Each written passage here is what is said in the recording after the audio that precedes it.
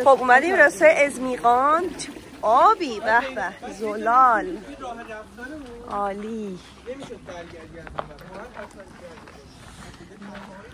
اومدیم سمت تبس و چه جای به به هستی جان. اوه بچه انارو چه قشنگ. پایینم نرفته. جلال خالق جلال خالق. پومگرانیت.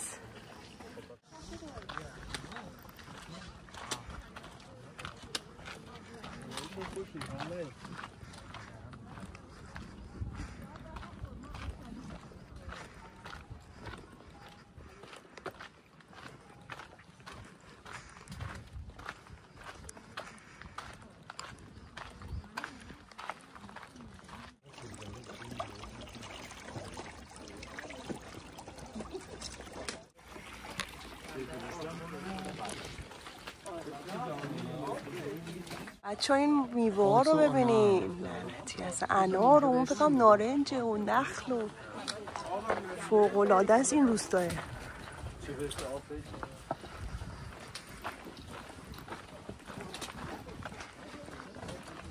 at this, Trina. Oh. Oh, look at this.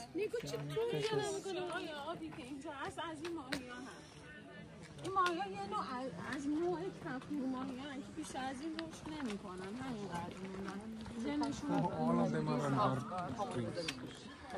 زیتون سیاه انار دارن. نمیدونم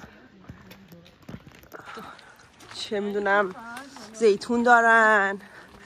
چیز داشتن نارنج داشتن دیگه. جونم براتون بگه که یه چیزی هم داشتن یادم رفت.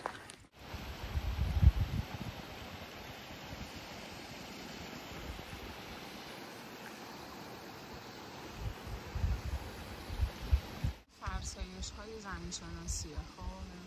حالت های حفره حفره‌ای که داره آب اونجا جمع میشه. اینجا خب قنات و آب و خونه خیلی زیاد. اونجا آب جمع میشه تو فصل پربارش. تو سرمایه ها اون آب منجمد میشه و تشکیل حفره میده. حفره های یه تاکونی شکل روسی بهش میگیم. پس اینجا یه سری مسائل در حقیقت زمین شناختی رخ میده که این منظره رو ایجاد میکنه.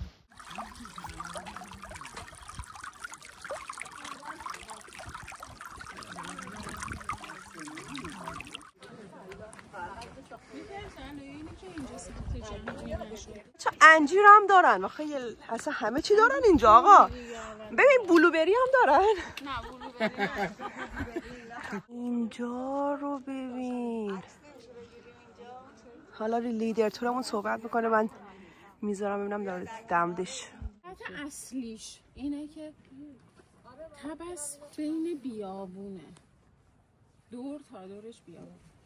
سالهای گذشته که اعراب به ایران حمله کردن خب رفتن مقر زرتشتی‌ها رو اول از همه تصاحب کنن. کجا؟ یزد و شیراز دوره، یزد نزدیکه. اکثر زرتشتی‌ها اومدن اینجا چون آدم‌هایی داشته که خیلی خیلی مهمان نواز بودن و حتی خودشون کشته می‌شدن مهمانشون رو اجازه نمی‌دادن دسترسی بهش بدن. و محصور شدن در بیابان داشتن آب غنی باعث شده اینا هر چی که میخوان خودشون اینجا کشت کنن و آره یه نیایشگاه بزرگی زرتشتیان بشه. زرتشتیان زمین رو پاک میدونستن. یعنی داخل زمین قعر زمین رو میگفتن اونجا خدا رو بیشتر میتونیم احساس کنیم تا روی زمین. اون مادر وجودیشون رو میدونستن داخل زمین. برای همین همیشه یه جایی حفر میکردن که برن توش و نیایش کنن. مثلا چه جالب. دیدید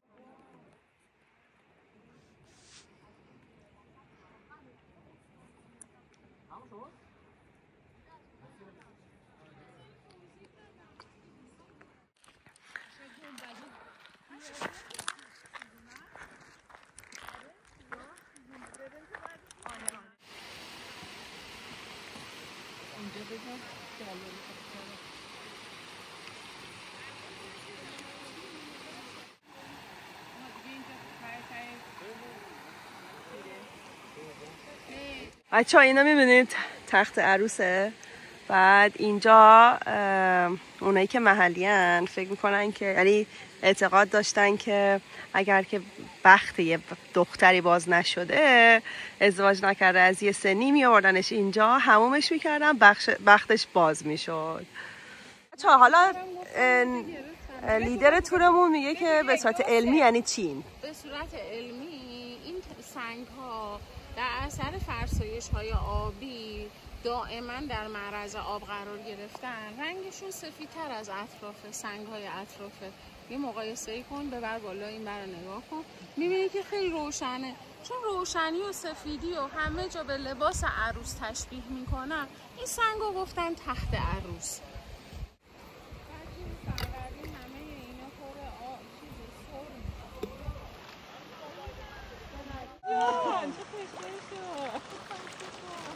این دیگه الان خیلی به فیلمو بعداً تو چیزام بفرست برو.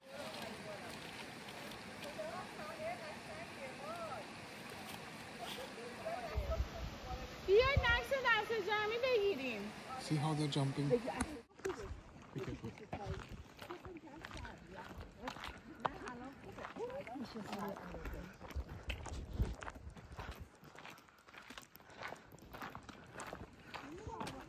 به به چای زغالی بخوریم برلب. به به به به به به میخریم. به به اونا بی هسته است، اینا با هسته. فقط 50 تومن.